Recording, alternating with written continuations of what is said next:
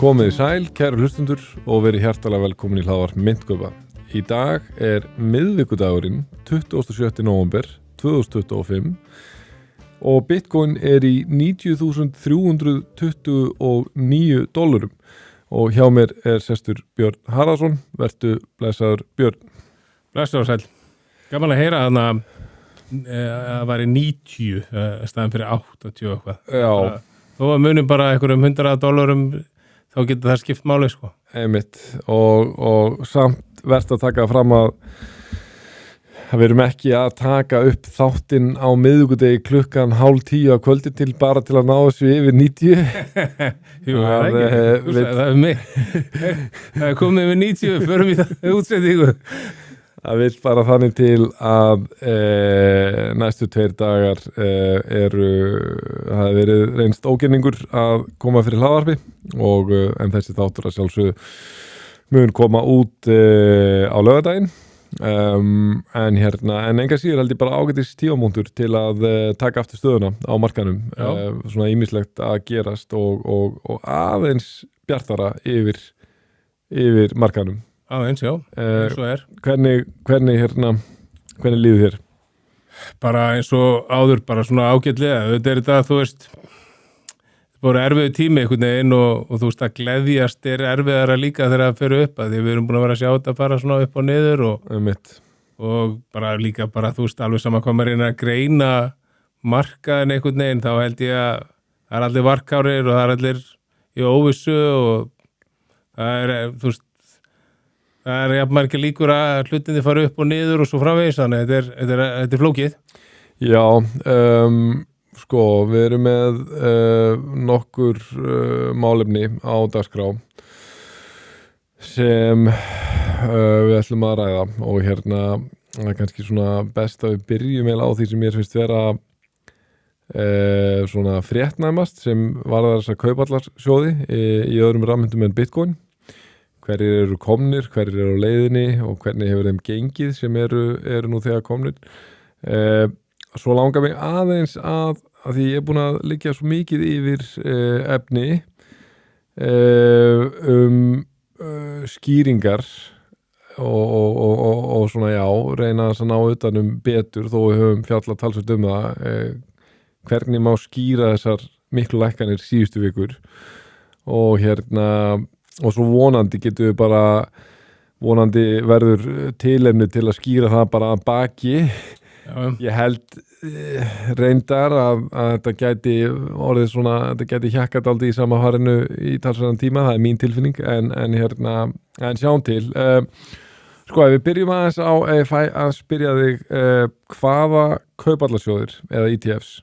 eru nú þegar starfandi. Við erum með Bitcoin, Ethereum,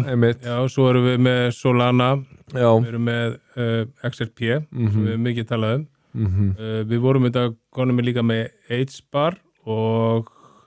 hvað var það nú? Litecoin. Já, og Doge, er það ekki? Doge kemur, Doge komið líka. Doge komið, kom bara í vikunni. Já, einmitt, og sem alveg áhugavert, en með stærri myndum. Já, einmitt, ég er ekki með á hreinu sko hvernig innflæði hefur verið í HBAR, Litecoin og Doge en það er búið að vera mjög flott innflæði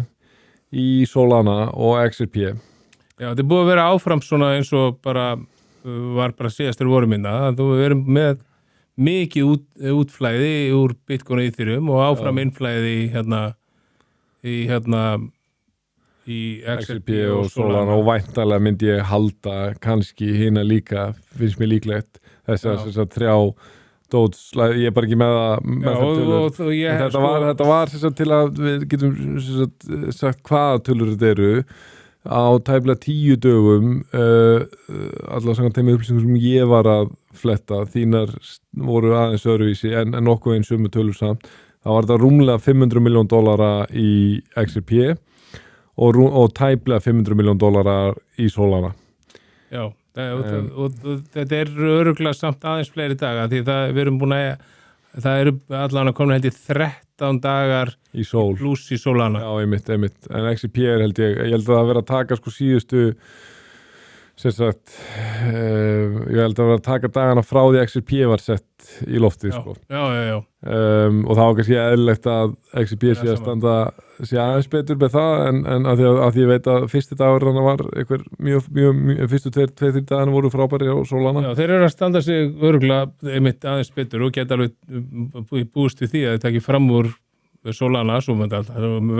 velta þessu fyrir svo út frá market cap líka og okkur svoleiðis. Það er reyndar eitt sem að svona við þessa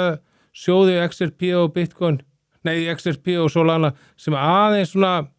dró úr mér, ég var mjög spenntur fyrir að sjá allt í pluss. Það er rauninni, skilst mér, þetta er ekki allt kaup í þessum sjóðum. Nei. Það voru einhver möguleikar að menn sem að einstaklingar, konur og karlar sem að áttu í XRP eða Solana setta inn í sjóðin setta inn og skipti út fyrir að vera með ETF eða kaupa alltaf sjóðseiningu eða hvað það er bréf, einmitt þannig að ég finnst svo áhugavert, ég skil ekki á hverju veröldinni þú vilt að frekar sko Borga ykkur prósentur fyrir á ári heldur en að gema þetta bara sjálfur verður líka, ég veit ekki hvert umsýslugjaldið er það er mögulega, það voru einhverju tilboð 0 eitthvað fyrsta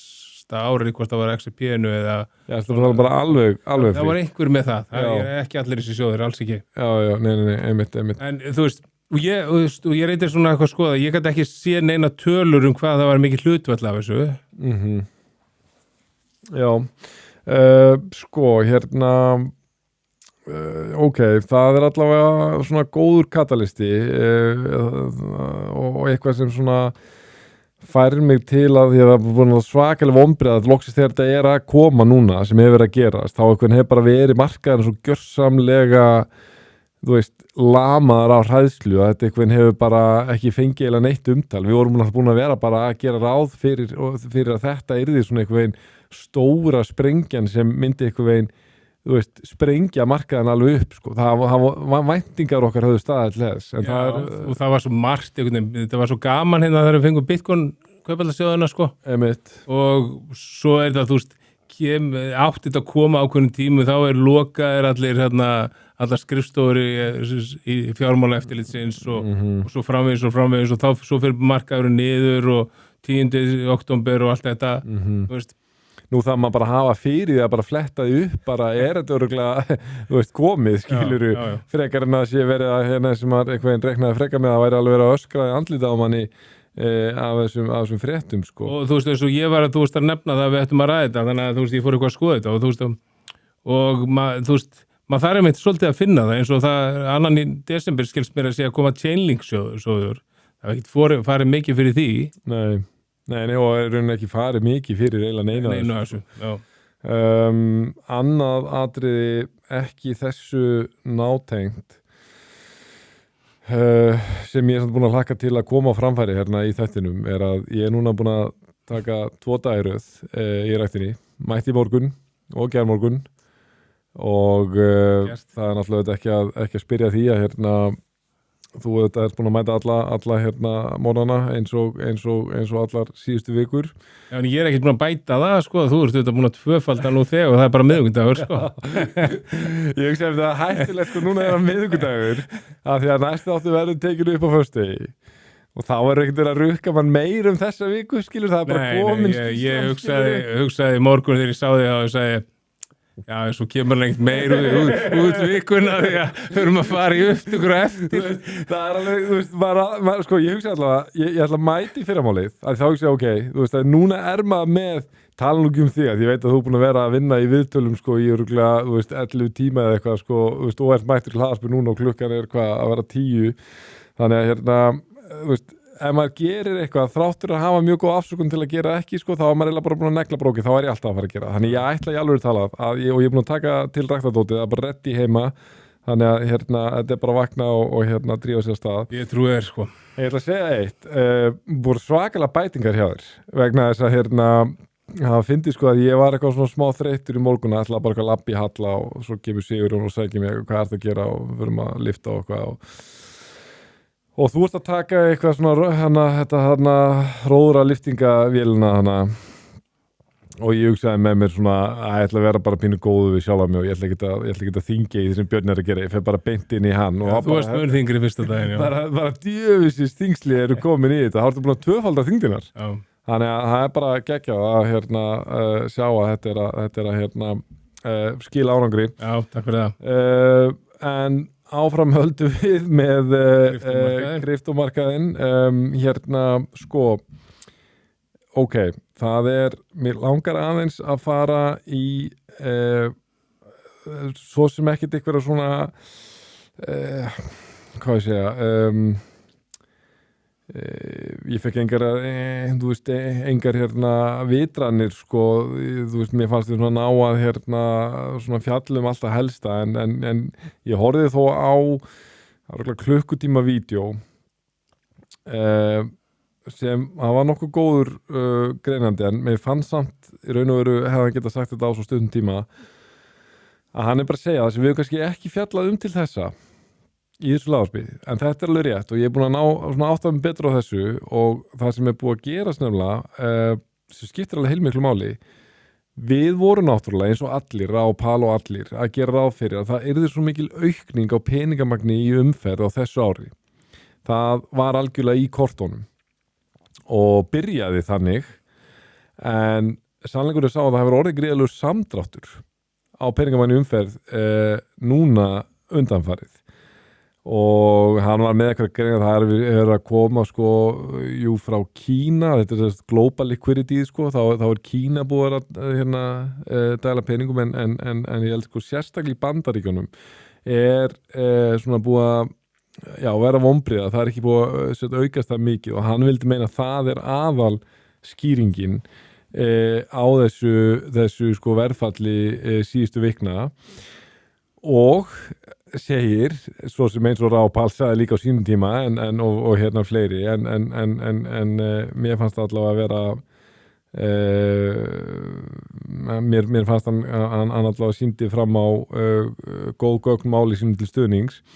að nú að fara að verða afturraukning á peningamanni umferð og Seðlabanki Bandaríkjanna að fara að bara liggur fyrir, hann mun hætta quantitative tightening núna í desember, 1. desember og skiptir yfir í quantitative easing. Já, maður vitum kannski ekki nákvæmlega hvað easing fer rættast að allan að það tightening þetta aðhald að hætta og örugglega svolítið áhugavert að ég veit svo mikið hvað þetta aðhald búið að vera lengi, þetta allavega búið að vera allan hennan bear market og núna hennar svokallaða bull market. Ég held að það sé bara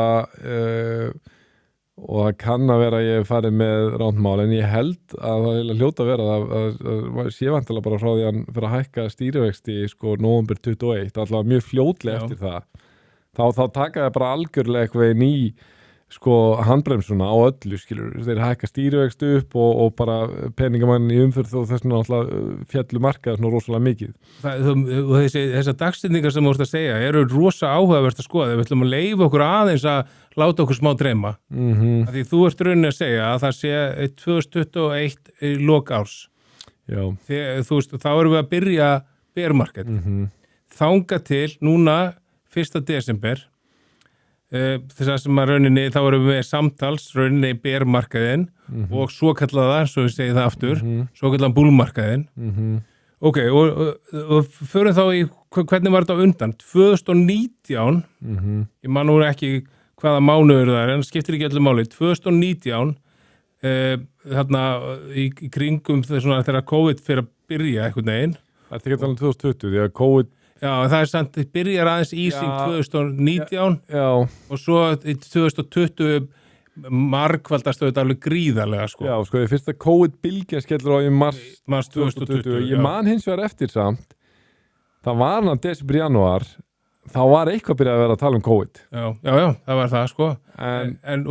þú veist, ok, þið er hérna áramótin 2019-20 sem þeir byrja einhvers konar easing af virkilega auðvitað hérna eftir að COVID virkilega skellur á og var það rauninni allan tíman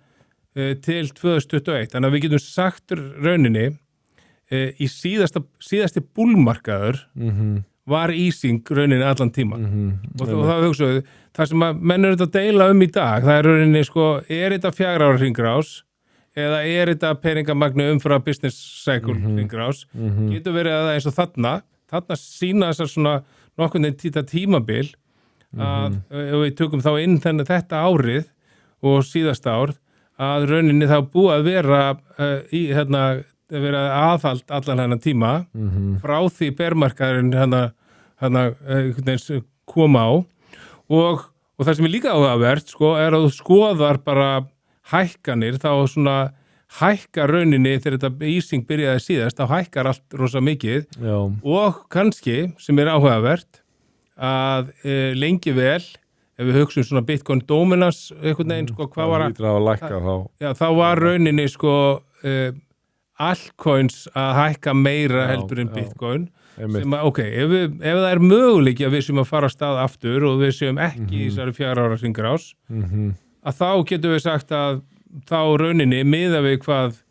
líka altcoin hefur farið illa, ef að bjartsýnin kemur og jákvæðnin kemur og menn fara að setja peninga inn, þá mun, þú veist, þessi allavega þessi svona stærri myndir, ég held að menn séu ennþá hrættir við að fara í eitthvað svona, hvað að segja, meme coins og svo framvegis, sko. Já, ég fælst algjörlega þetta og ég er búin að hugsa sko að sko ef við fáum svona einhverja staðfesting á því, eins og bara Arthur Hayes er bara strax mættur og segir botnin er mættur, þú veist, $80,600, bara bottomið sinn, við erum ekki að fara neðar. Ég skal alveg vera heiðalegur að tilfinningarlega, þú veist, það er stórættilegt að taka þetta upp á miðvikudegi því að Guð má vita hvað við verðum á laugardegi þegar hann kemur út. En ég ætla bara að vera heiðalegur með mína tilfinningar. Mér líður eins og verst að sé að baki. Mér líður eins og þetta hafi verið botnin 80,600. Með því er ég alls ekki að segja að ég sé að reikna með bara að við séum að fara að keyra upp á því núna. Bara maður er sjaldan kynst í mikilli hræðslu á markaði og þannig. Ég menna, þú veist, fyrir grít fór, þú veist, eða undir 10 fór að minnsta kosti í 10 á CoinMarketCap og var þar í 2 daga sko og og erum alveg búin að fá hvað allir þetta sé, við séum að tala um 13% hækkun cirka frá botninum, það er alveg svona frekar, þú veist það er allavega, maður veit allavega eitt að ef þetta væri botnin þá myndi hann líta nákvæmlega svona út. Já, en maður getur fullirt að þetta fari ekki aftur niður, þú veist, það bara, en það líka mjög algengt að það verður double bottom, skilur, þetta fyrir ekki í sama verðið aftur, sko. En 78 allavega hinga til, sem ég talaði nú mér að væri mikilvægt myndi halda, það allavega, þú veist, er ekki í ykkur svaka danger zone núna, sko. En þú veist, ég held að það sé ekki hægt samt að teikna upp betri aðstæður fyrir aðra rafmyntir, fyrir altcoinin heldur en ef markaðan verð staðfesti hverja, það verst er að baki með Bitcoin. Við erum ekki að ágæra hvað Bitcoin sé að fara í 50k, sé að fara í þú veist, 60k, eitthvað svona silly tölur sem var bara orðið svona mjög áþreifanlegt svona áþreifanleg hræðsla á markaðan. Með að fáum staðfesting á því og þessir kaupallarsjóðir halda áfram að vera settir á laggirnar og halda áfram að standa sig vel, halda áfram þessu góða innflæði, þá er þetta náttúrulega alveg sko drauma setup fyrir altcoin. Já. Og eitt sem ég var líka svolítið að hugsa því, það er alltaf þessi frasi, þú veist, bara eitthvað svona, já, maður hefði bara aldrei átt að snerta aðra myndir en Bitcoin og maður hefði bara átt að vera, þú veist, bara 100% Bitcoin exposure, það er það sem kemur langt best út þegar árin líða. Og ég hef alveg stundum hugsað þetta með sjálfum að við náttúrulega erum mjög altcoin heavy og svona á þessu ári, sérstaklega árin þegar drop kom var það klárlega Bitcoin sem hefði verið langt best og reynda líka svo sem meðan á droppinu hefur staðið. En svo fór ég samt að þess að hugsa, Björn. Sko myndkum fyrir loftið 2020, 11. maí 2020. Við byrjum svo reyndar ekki með í Ethereum, við vorum alltaf Bitcoin, við vorum með eingöngu Bitcoin miðlun alveg í 1,5 ári eða eitthvað. Ethereum kemur svo í november 21 eða eitthvað. En ég var að spyrja að fikta með þessar myndir, sko, hann bara strax sumarið 2020. Og ég var að hugsa, hver er vermiðin á þeim flestum? Ethereum var undir $100 þegar myndkup fyrir loftið. Ethereum var undir $100. með þess að Cardano sem við tölum að sé bara eitthvað svona dauð mynd sko, skilur, þú veist, hún var í 2 centum eða eitthvað hérna, kannski ekki sangið að taka Solana með af því að það var svo glænýtt en það náttúrulega var í 20 centum eða eitthvað, skiluru Dogecoin manni, að ég mani keypti það eitthvað tímann, svo þar seldi ég það bara í 5.000 krónar tapið eða eitthvað sko, en ég keypti bara eitthvað sko, ég mani hvað það var, þú veist, 1.000.000 coin eða eitthvað sem var bara eitthvað klink sko þá skilur, þú veist, þetta var þú veist, það var eitthvað mjög lágt langt undir sko senti ef ég að fara rétt með og punktur minn með þessu öllu er þessi sko, er þetta endilega rétt að þú veist einn Bitcoin standi sig betur en allar aðra myntir til lengri tíma, ég meina Ethereum búið standa sig betur en Bitcoin síðustu 5 ár með þess að þráttur sem að tala að Ethereum sé búin að vera sem vonbrigði þá eru samt að tala meir en 30 höldum síðustu 5 ár ég held ég fari rétt með að við förum 10 ár til tíma þá kemur Ethereum líka betur út það er þannig já. Þannig að skilur og þú veist, og hérna ekki bara eitthvað cherrypicka, þú veist, 2 ára tímali, ég fór bara að hugsa bara ástæðan fyrir ég nefnir þetta þegar myndku fyrir lótið, það er þá sem ég byrja rafmyndum og ég hugsaði bara býtu, þú veist, einmitt, hefði ég átt að vera bara í Bitcoin, sannlega hefði ég átt að sleppa mörgum rafmyndunum sem ég var í, til þess að Terra Luna og eitthvað svona, en hérna, svo hugsa býtu, en ef ég bara verið í Ethereum, ég byrjaði bara að hugsa það, ef ég bara aldrei keypti þannig en Ethereum, var ég bara í 4 góðum málum sko, skiluru, þannig að þú veist já, og við erum samt einhvern veginn svektir og kannski þú veist, það er svo mikið sálfræðis einhvern veginn að þú veist að þú ert auðvitað að segja bara gríðarlega hækkun á nokkrum árum en þú veist, ég held að því við hugsum svo mikið út frá 4 ára hringrásinni já, það er rétt þá hugsum við svo mikið að 4. árið er best og við verum að hugsa mikið af þessum myndum frá janúar fram í lúna lok nóvember á þessu ári þá er bara segir það ykkur alltaf að sögu já, það er kannski þetta er skýringin ég held að það sé skýringin þú veist leðið þú segir þetta fór mér bara að líða vel mér langaði bara að knúsa þig sko. en þú veist, en svo hugsaði ég bara wow, en þetta ár, þetta var drauma árið sem átt að gera svo mikið strax farnir að tala 2001, bara wow, hvað allir 2025 verði og maður kannski áttaði sig bara ekkert á því ekkert kannski, maður bara áttaði sig ekki á því og bara eðlilega maður var þannilega frekar nýr á þessum markaði og svona bara, ég menna, maður var blöytu baku bærin, ég hef búin að vera náttúrulega bara eitthvað 2 ára fást þennan markað að maður var ekkert að átta sig á því að þessir verðtoppar á þessum myndum sko 2001 þegar þú varst raunverulega ekki með neitt fundamental einhverja fundamental virkni í gangi sko, skilur á þessum keðjum, þannig lagað auðvitað varstu komið eitthvað stablecoins skilur, en þetta var með þú veist landslag bálkakeðutækninar var sko ekki skuggina því sem það er í dag skiluru 2001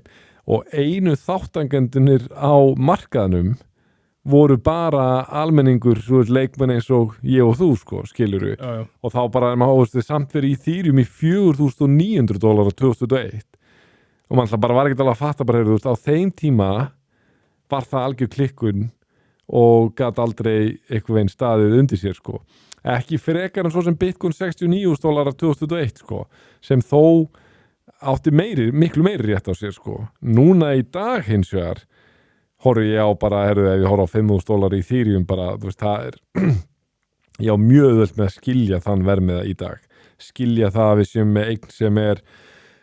$500-600 miljardar asset, skilurðu mig. Já. Svo voru menn 2021 í byrjun ás að spá Ethereum 15. Já, en það, þú varst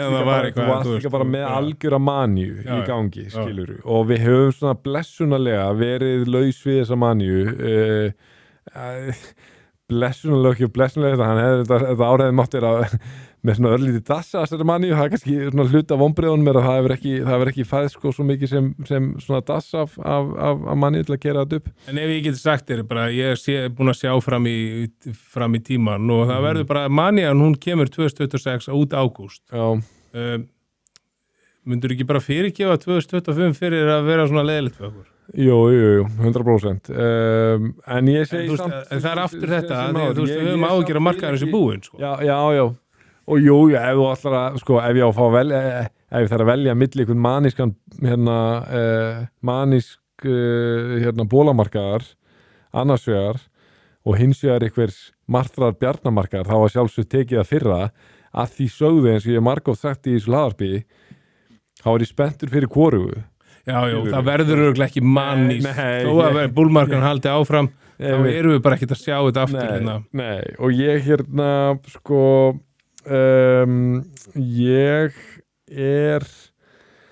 ég var spurður vinur minn sem sendi á mig bara núna í kvöld sko, spurði sagði Bitcoin yfir að undir $100,000 í lok árs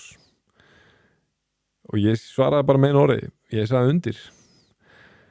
Ég held að við verðum ekki yfir $100,000 í lok árs. En ég sagði við hann, ég er mjög confident að við náum því á líklegast fyrsta, ef ekki fyrsta á öðrum ársfjórðungi 2026. En tilfinningi mín, þetta er bara svona gött í mér, segir mér að við eigum klárlega meira vonbrigðum og sársauka eftir á næstu vikum sko, þú veist, maður finnur þetta bounce aðeins að svona létta fólki, en maður finnur einmitt fólk ennsamt mjög, það þorir þetta er svolítið hans stemning, það þorir enginn að sko senda hei, við komum yfir 90 þú veist, að því að þú veist, þetta er svona eins og þegar Marcus Aurelius segir við Maximus í Gladiator, hann segir sko, þú veist, það var draumur Róm og hann var svo viðkvæmur sko að menn þurfti að kvísla hann. Því að hann var svo viðkominn ef þú bara talar eitthvað hærra en bara kvísl, þá var hann að engu draumurinn. Þetta er svona svolítið hann í stemning að menn var alltaf þóra að sko senda þetta bara á Messenger chatinu hei og benda á að þessi komið niður, þeir eru bara hættur að þegar maður munir að sjá skilabóðana á verður komið niður sko. Og mér langar svolítið að vera ósammála, bara svona upp á það að gera, en ég finn einmitt þennan ótta að fara þangað. En ég ætla að fá að byrja bara að kvísla í þættinum. Sko, ég ætla að leiða mér að kannski orða þetta með smá svona fyrirvara á varfærni en samt svona rökum líka, þú veist, ok, ef nokkri þættir gangu upp, þú veist, það hefur verið fyrr á hlutabréfamarkaðunum, þú veist, ef hlutabréfamarkaðunum fyrir að taka við sér sem hann virðist aðeins fyrir að gera, hann nú bara ekkert langt frá hæstu hæðum aftur, ef hann er aftur að koma sér yfir hæstu hæðir. Hann er búin að vera var svolítið á undan því að fara svolítið niður sem hefur þetta áhrif á þetta líka. Og ef að við fáum þessa vaxtalækkun, því ég trúi því alveg,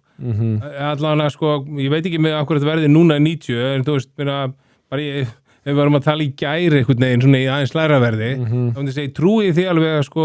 að verði ekki vaxtalækkun, sko, þá er búið að svona bara præsa inn svolítið, það verði ekki vaxtalækkun. Já, einmitt. Ef að verður vaxtalækkun, þá trúi ég alveg sko að við getum farið að gera eitthvað svolítið velurlega, en þá mæla komið einhver fleiri þættir. Það hefur verið núna verið að tala um það að Trump sé búin að eiga gott samtal við Kína, ef við höldum því einhvern veginn, hann er að tala um að fara í apríl til Kína og hitta hann og þessi rosa góðu vinir og allt þetta. Hefur þetta ekkert staðist endilega alltaf yfir tíma. Ef það er, ef að Úkraínustríðið leysist af einhvern hátt og við fáum ekki eitthvað svona, að því þú veist, það er bara greinilegt að, og sérstaklega, ef við ætlum að trúa því að þetta er ekki 4 ára hringrásin, þá erum við að trúa því líka að hringrásin þess að skiptir rosa miklu máli, er bara hvernig er bara pólitíkin og makroumhverfi og það. Ef þetta allt saman gengur upp, þá get ég alveg trúað að því þú veist, lok ársins oft er góð, þannig að þú veist, ég ætla bara að segja, ef það vestnar ekkert og það kemur vaxtalækkun, já, ég get alveg trúið að við förum í 100.000. Já, þú veist, ég er alveg vel þeirra skoðunar, það er langt frá því að vera útilokað, ég bara ákvað bara svara hann svona, bara undir. Þú veist, en þú veist, þetta getur verið fljótt að breyta sko, en það er einmitt áhugavert sko með næstu vaxtaákvörðuna, af því að þetta er búið að breytast í sko Já, reyndar það nýjasta alveg rétt, í síðasta þætti á einmitt fekk ég úr í lókin, já, að þá þetta komið 70% líkur. Já, ég held að það sé komið 80 núna. Er það að meina? Já, það var einhver svona New York Fed share var einhvern veginn í að því hann vildi þetta og það var einhver fleiri svona ýmislegt sem að svona hefur aðeins svona ítt þessu meiru upp og það getur verið áhrifin sem við erum að sjá til dæmis núna. Já, það klárlega spilar inn í. Það er komið svona hátt að það var komið undir helmingslíkur sko á tíma, það var eitthvað 27% líkur tíma sko. Og það er, þú veist, ég held að þetta sé með sem bara góð rök fyrir því ef að kemur vaxtalækkun þá erum við að fara að færast upp að því að Já, en samt minna vantilega ef það orðið svona þá kemur það undan þá er það komið þegar það var komið 99% fyrir síðustu vaxtalækkun þá hafði bara engin áhrif þegar hann lækkaði vexti hann bara lækkaði markaðurna því að hvernig hann talaði í kjölfarið sko. Það væri samt ótrúlega áhugavert að taka svona síðustu 3 vikurnar og setja saman 2 tjört bara, setja verðið á Bitcoin og þessa prósentutölu á trúin á vaxtalækkun út frá Polymarket. Því þetta virðist núna undanfarið að hafa sveiflast verðið alveg ótrúlega mikið bara eftir þessum hlut. Já, það er alveg hárrétt hjá þér sko, við höfum ekki fjallað mikið svona hvað ég segja, bara svona dæmigerðar fréttir í síðustu þáttum að það hefur bara verið svo mikil einhvern aðkallandi stóra málið að bara þessar lækkanir og sér hræðsla og í þessum síðustu þáttum en nú svona líður mér aðeins eins og eitthvað veginn allar tilfinningin að það verðst að sé að baki og það eru nokkur áhugaverðmál og kannski eitt sem ég vil sérstaklega ræða en áður en ég geri það bara svona löglétt mál að þú varst með eitthvað Texas. Já, það er svona dæmi sem við vorum að tala í síðast hvað fer lítið fyrir. Við vorum hérna á tímavölumastu í þátt að tala líkurnar á því að hitt og þetta fylki fara að kaupa Bitcoin og hvar var komið frumvörp það í fylkjónum og svo framvístöðum þetta aftur og voru allir svona mjög spennti fyrir þetta. Það var svona skemmtilegri tíma í kryptómarkaðinu sem vorum að tala þetta. En svo kemur allir frétt núna sem að bara ég upplifi hafi bara alls ekki farið hátt. Þú vissir ekki þegar ég var að finnast á það. Ég var ekki búin að sjá það. Og það var það að Texas er fyrsta ríki til að rauninni fjárfesta beint í Bitcoin. Það sem meina beint í Bitcoin, það hafa einhverjir fjárfesti í eitthvað svona strategi eða einhverjum fyrirtæki sem hafa einhverja tengsl við það sko. Þeir voru að kaupa $10 million í BlackRock IBIT í kaupatasjónum sko. Og við svo alveg mjög lág tala $10 million en samt sem áður svo stórt að, bara svo stórt að þetta sé allavega, þú veist búið að gerast en þannig að þetta er skemmtilegt. Ég man ekki hvort við fjölluðum það í einhverjum þætti en þá bara endurtekja það. Ég held við ekki nefnt það því það var svo mikið að vera að Harvard bætti í stöðuna sína. Já, þú myndist á það. Ég myndist á það, já. Mér það að vera rísa. Það var aldrei upptalningunni sem ég talaði jákvæða fréttir og þú sagðist að þú verður bara að líða verð. Já, algjörlega, já, alveg rétt. Tékkland og allt svo, já. En enga síður, þú veist, 100 upp í $500 million, við erum búin að fjalla það. Já, en það bara gaman, sko. Það er rísa sleggja, sko.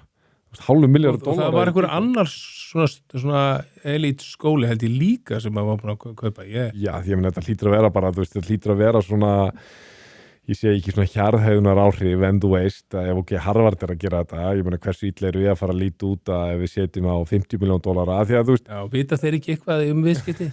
Það reyndar fyndið að þeir töluðu nú fyrir ekkert svo löngu það var einhver prófessor þaðan sem var að tala að Bitcoin væri eitthvað vitleis en 2018 eða eitthvað og það er kannski að vera hanga menn á því en svo hugsa margt, þú veist svona hvað er á bakvið eitthvað, menna, þú veist það er ekki svo langt síðan við sáum einhvern svona jákvæða frétt við JP Morgan og vera eitthvað þróa eitthvað bálkakeði og jafnvel fara að bjóða upp á eitthvað, svo JP Morgan búin að vera einhvern veginn í einhverju S-inni síni svona gegn einhvern markaðanum myndafarið, þeir eru búin að vera mikið að tala þetta sem við tölum síðast með að strategi kæmist ekki inn í S&P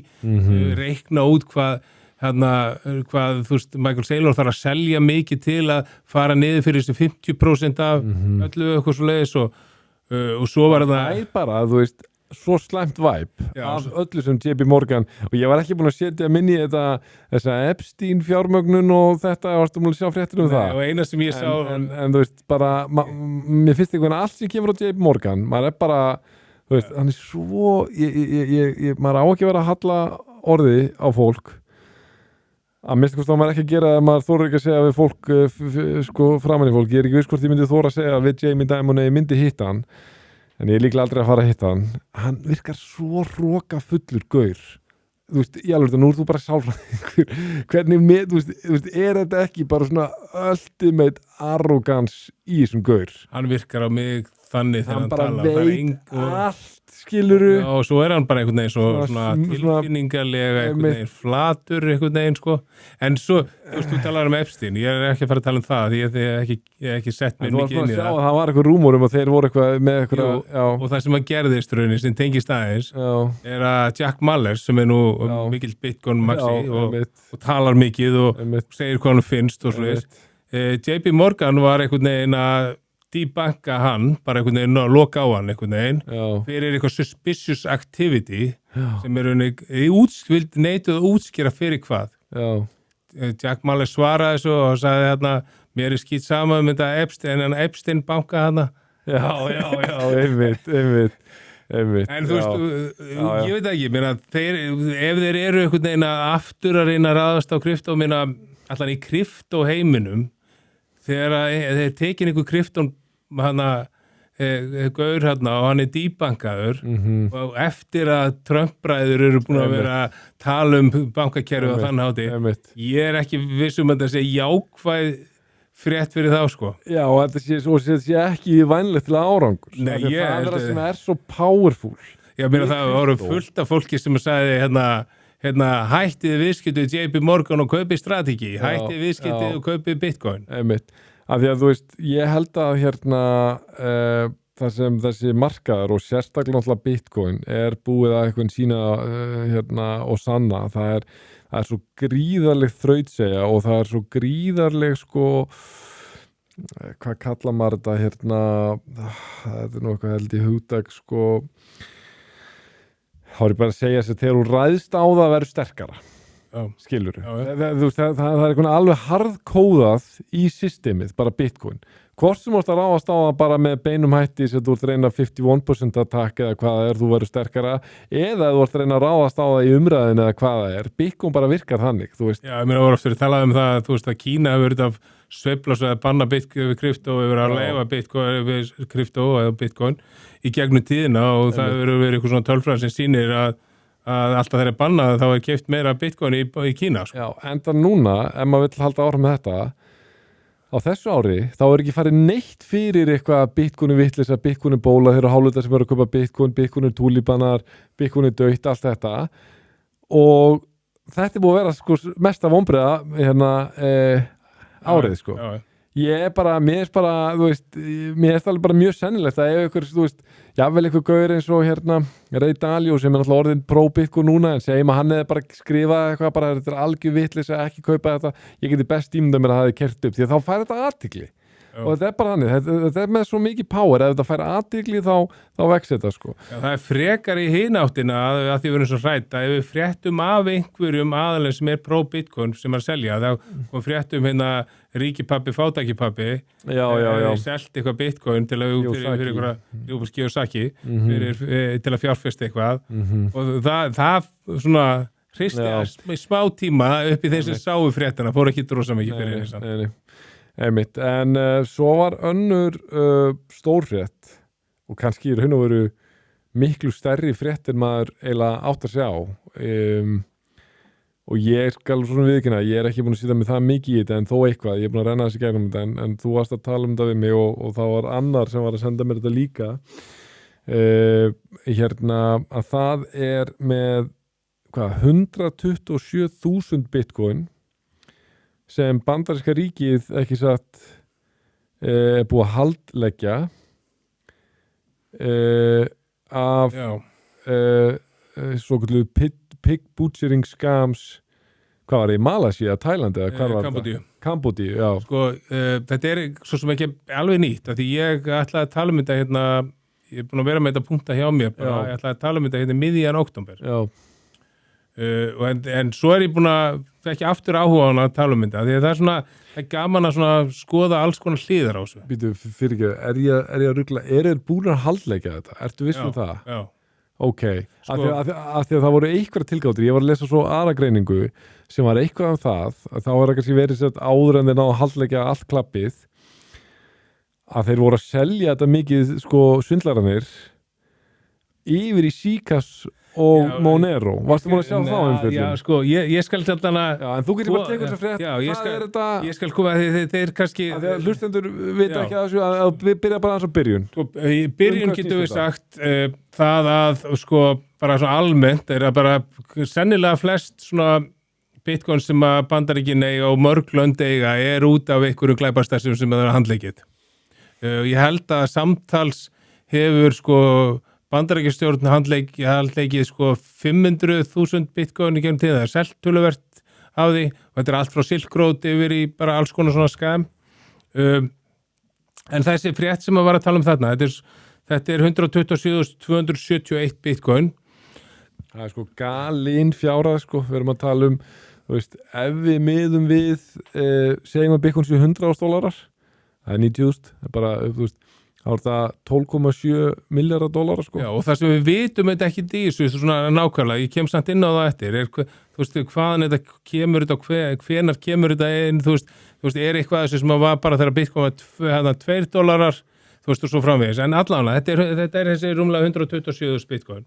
og það er gaman að svona pæla í ykkur svona, þetta er rauninni Prince Holding Group, þetta er algjör glæparsamtök, því þegar það sem þeir voru með starfsemi í Kambódíu, þar sem hlutaði starfsemi var mansal, þeir tóku fólk og létu að vinna fyrir sig við að hringja í fólk eins og okkur og svindla á því. Þetta er eins mikið, eins hræðilegt og getur verið eitthvað það var það. Það var ekki einu sinni að væri með svona einhverja vel launaða starfsmenni, þau voru bara með þetta er mansalsmál líka. Og þetta er það svona fyrsta sem ég veit, þetta er hérna, sá sem er yfir þessu Chen Chi eða stundu kallað Vincent Chi, ég man ekki hvort að hann sé rauninni kynveri eða þetta er allan í Kambódíu. Þetta er það sem ég í nokkrar vikur var eina sem ég viss um þetta. Svo fór ég að skoða þetta hans nánar að þá sem kemur ofan á þetta svolítið er að nú er Bandaríkjun búin að taka þetta og þetta er komið á veski hjá Bandaríkjunum og meira sér það þannig þetta rauninni er tilkynnt fyrir dómi 8. október. Ég svo forðin að vita þú veist að þessi tala 107, þetta er svo gríðalegt magna Bitcoin. Já. Og þú veist, er það haldlagt bara í einu lagi, skiluru, þú veist, þetta er ekki verið að tala um einhverja tölu yfir margra ára skeið eða eitthvað þannig. Nei, þetta er bara í einu, Þannig að þeir ná 127.000 í einu. Já, og hérna... Þú veist, við erum að tala um, þetta hefur verið við erum að tala um, þessi glæparsamtök, það hafa verið einn stærsti Bitcoin holder í heimi, Já. Ég meina, þú veist, Michael Saylor með eitthvað, 800-700.000 Bitcoin eða eitthvað, skilur, 8.000 fattaru. Þetta hefur verið svona topp, þú veist, 10 veski eða eitthvað í heiminum. Topp 15 eða eitthvað. Hérna... Nei, örugglega bara topp 10. Já. Og ég, og veistu hvað, fyrsta hugsunin sem þegar ég hugsaði þegar ég, heyrði þessa frétt.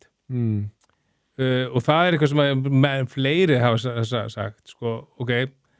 förum aðeins tilbaka þegar það er ákveðið að gera Bitcoin strategy reserve, að þá rauninni segir Bandaríkjunnar að ná sér í Bitcoin án þess að það kosti skattborgarana. Ég hugsaði, þeir hafa bara elt þessa deild sem ætla bara að ná sem flestu svona og þetta er einna afraksturinn af því. Einmitt. En svo, eins og bara við höfum einhvern veginn að tala áður um eitthvað svona, þú veist, hverjir eiga peningana? Þú veist, að því að það var eitthvað oft verið að tala um þess að heildar upp þessum Bandaríkjunum á, sumt af þessu er eitthvað svona alls konar hak sem er fólk tapaði, þú veist, á það ekki rétt á einhverju. Já, og núna kemur fram bara að það sé lönd að deila um þetta, því að nú kemur Kína fram, og þú segir, þetta er ekkit allt út af einhverjum skami og sliðis, það var 2020 þá var hakk í mænirpúl sem heitir Lubian í Kína þeir vilja meina að þessir aðilar hafi stólið 120.000 bitcoinum og Kína segir við eigum þetta þannig að þessi umræða er komið og bandaríkir segir nei það eru mikið af þessu eru bandaríski ríkisborgarar og við eigum þetta shit maður, þetta er rosa þetta er alveg áhugavert og þú veist svo við erum ekki búin að sjá endan á þessu máli nei, og svo voru sumir sem að vilja meina þú veist að því að þetta fer fyrir dóma 8. þetta er bara fyrst núna sem þetta er svona orðið eitthvað svona umræð þetta 8. 2 dögum fyrir 10. október hrunið að þá kemur þetta svona fram í dagsljósið sumir segja það samt að enginn vita af þessu fyrir 14. en sko en svona ein kenningin og ég ætla ekki að segja að ég tel það að sé líklega kenning tengist þessi sem að þú varst að segja að fullt af þessu skammerfyrirtæki sem eru fullt af þessu sem hafa verið að láta fólk millifæra bitcoin að þeir hafa bara shit þeir eru að koma og eftir okkur færum okkur yfir Zcash sem að við getum falið slóð okkar af hverju 15 falda Zcash á 90 dögum af hverju mynd sem verður ekki búin að gera neitt bara árum saman tekur 15 földun á 90 dögum áhugaður kenning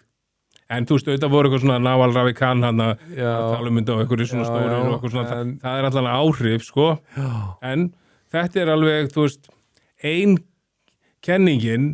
en svo er líka reyndar áhugavert við þess að veski sem þetta geymt á bendi til þess að Bandaríkin hafi tekið þetta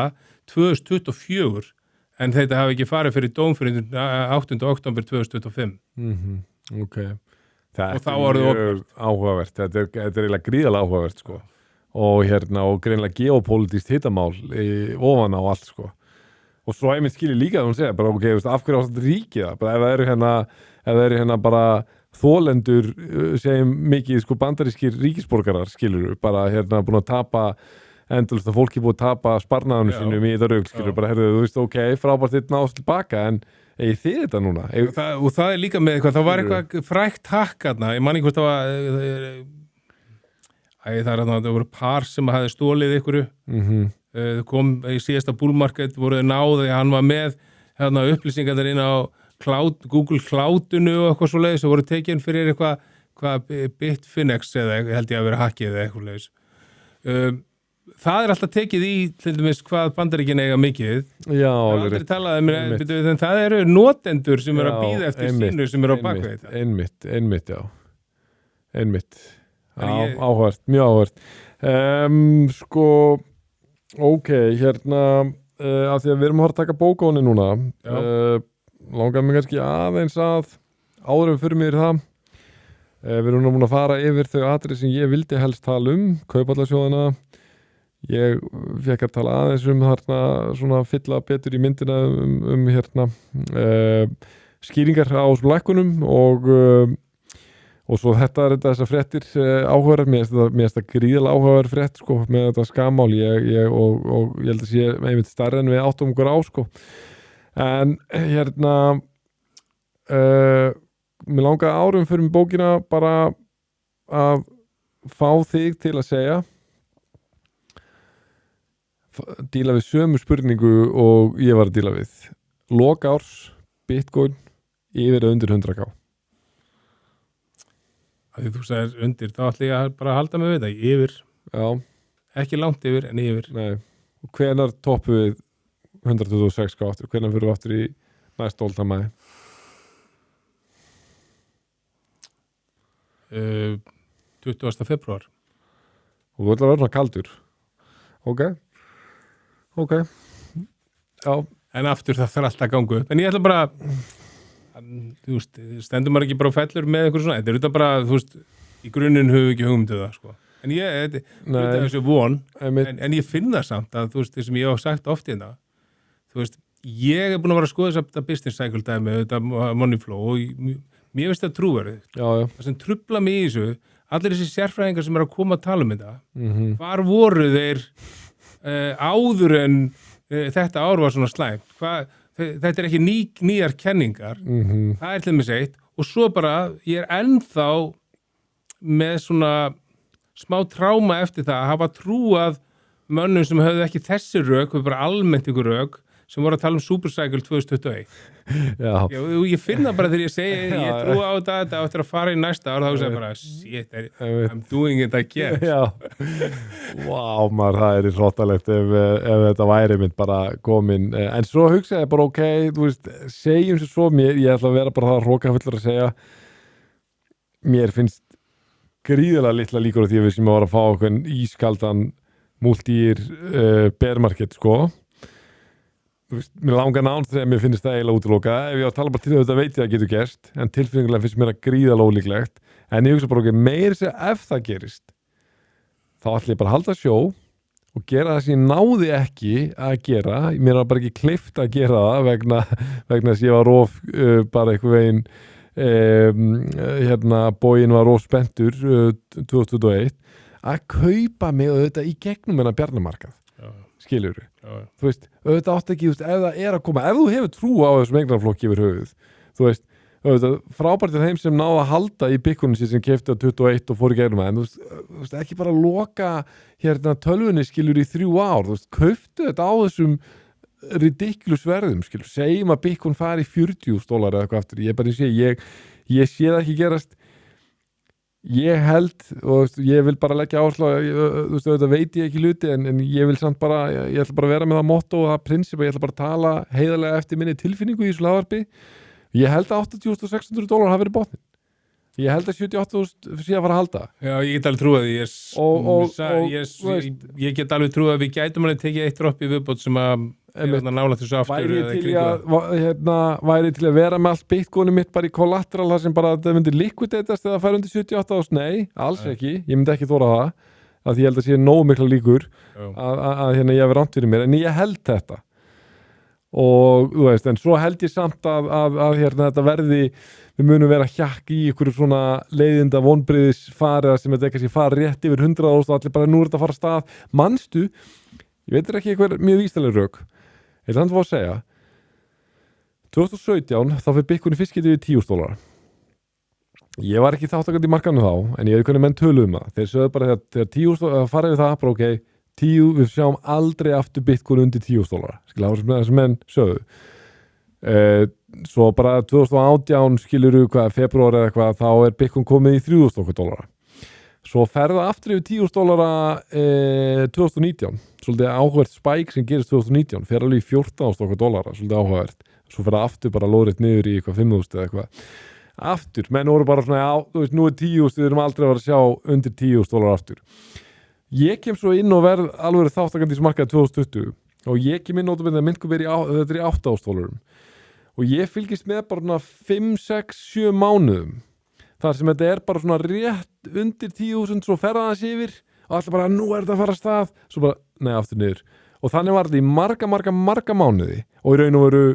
nokkur ár það eitthvað sem segir mér, ég teka fram að þetta ekki eitthvað hávístalegt en margar bara svo sálfræðilegir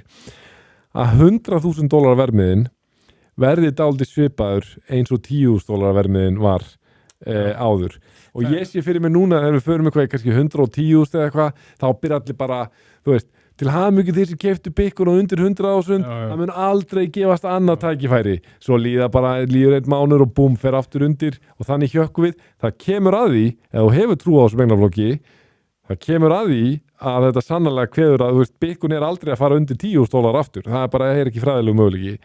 við erum alls ekki komið þangað með $100.000 að þetta fullir að neitt þannig þegar það kemur en fattur hvað að fara? Finnst þér þetta ekki margt sambarlegt? Jú, engin spurning en svo eitt sem ég myndi eftir allt inn í hug bara því að þú veist, vorum að tala með þú veist áðan, ég var hræddist að tala business cycle-un og við færum áfram upp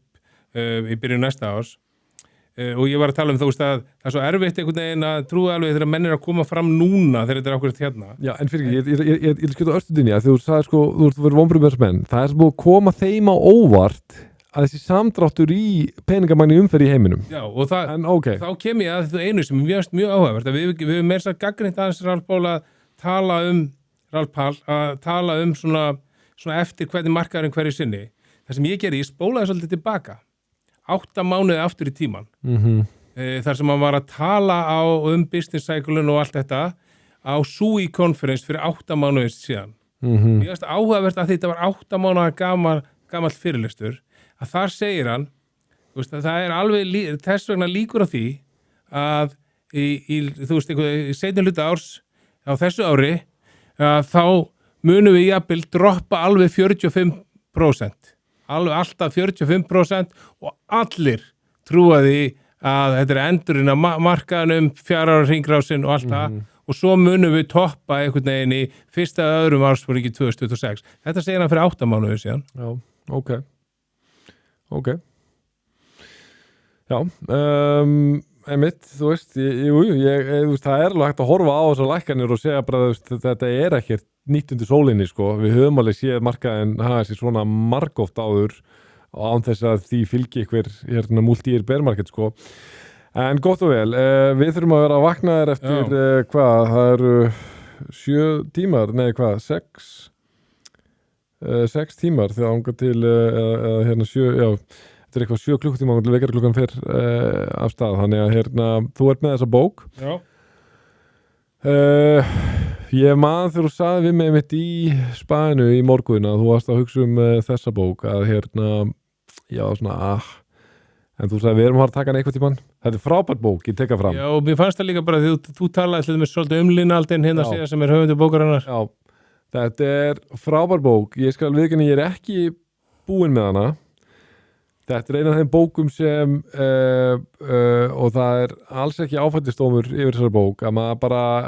þetta ekki léttmeti. Ertu búinn að lesa alla bókina? Hún svo þykk að maður getur drepið hest með henni, sko. Já, ertu búinn að lesa hana alla? Ég er búinn að lesa hana alla. Ok, vel gert. Ég bara lenti einhvern mann í sumarbústaðan páska fyrir 2 árum síðan eitthvað og ég bara lá bara yfir henni. Já, og sko, ég hugsaði að ætti maður ekki að lesa jóli. Ég hugsaði hana líka, það að koma jól. Ég ekki að segja að maður endilega verið jólónum aðfangandi að vera að lesa Linaldin, en ég að segja að þú veist, fólk að fara í jólafrí, þú veist, þú ert að taka eitthvað milli jól og nýjárs eftir ykkur jólabóð og allt þetta. Ef þú ert í þeim gíra að vilja lesa allavega og þarft ekki að stressa á að það taki langan tíma, þá þetta bókin. En hvað getur þú sagt okkur þessa bók? Sko, eins og þú sagði síðast, Linaldin sem að skrifa þessa bók Broken Money, bara eins og klárasta á bara makrómarkaði og líka tengslu við kryptómarkaðin. Þessi bók þannig sé ekkit ósvipuð upp að einhverju marki rauninni, sko, Bitcoin standard. Þannig að það farið yfir alla peningasöguna og vel yfir alla peningasöguna. Það farið yfir bara þessa helstu rök fyrir því að peningakerfi bilað. Og svona, þú veist, brotið og brotið og skuldir aukast, vaxtakerfið, af hverju þetta að spara, þú veist, yfir dollaran, euroin og þetta og rauninni, sko, fer inn á rauninni, svona seinni hluti, síðastu hluti bókina, ekkert eitthvað rosa stórt hlutfall af bókinni þannig séð sem fer yfir Bitcoin og af hverju Bitcoin betra, en þú veist, það sem ég veist alveg líka gott við að, þú veist, þú lest hvergi þegar þú komin þá kafla, þetta sé einhvern veginn trúabröð. Þetta bara svona rök, góðar greiningar og svo framvegis, sko. Og það svona farið yfir bara einmitt þetta sem ég að segja, svona monetary displacement og þú veist, ég sé alltaf einhverja ensku, eitthvað þarna, þetta bara verðbólgu og og hvernig ítir undir ójöfnu, hvernig kerfið ítir undir ójöfnu í heiminum og svo leiðis. Aðeins inn í þetta CBDC, hvað heitir það þessa Central Bank Digital Currency. Þannig, þú veist, jú, ég meina, ef þú ert ekki til í að lesa fullt af hlutum og þú ert þegar búin að lesa Bitcoin standard, þá ekki endilega víst að þú nennir að fara í gegnum þessa bók, en ef þú hefur bara gaman að þessu og finnst gaman að skynna þessa sögu, og finnst gaman að svona pæla meir í peningakerfinu, þá mæli ég alveg 100% vel skrifuð bók, bara frábær. Já, ég tek undir það þó ég hef ekki lesið hana alla, en ég ætla að gera það. Jafnvel áður en næsta ár gengur í garði, ég lofa þó einhver. En við ætlum að vakna, snemma, taka á því. Já. Þannig að Björn Harðarsson, ég þakka þér kærlega fyrir spjallið og takk fyrir yfirferðina og ég þakka ykkur kæru hlustundur fyrir hlustununa og áhorfið og við heyrumst og sjáumst aftur að vikuleiðinni. Þangað til næst, verið sæl.